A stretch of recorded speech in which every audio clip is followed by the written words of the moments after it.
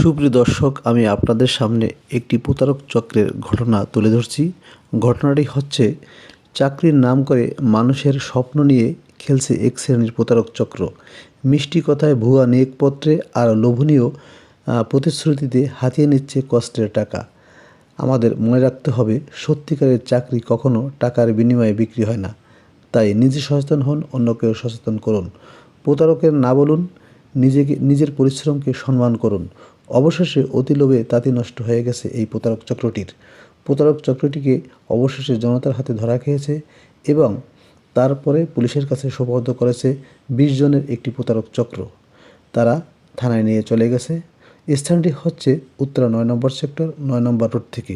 সুপ্রিয় দর্শক, অবশেষে চক্রটি ধরা খেয়েছে জনতার হাতে এবং গণধোলাইও খেয়েছে।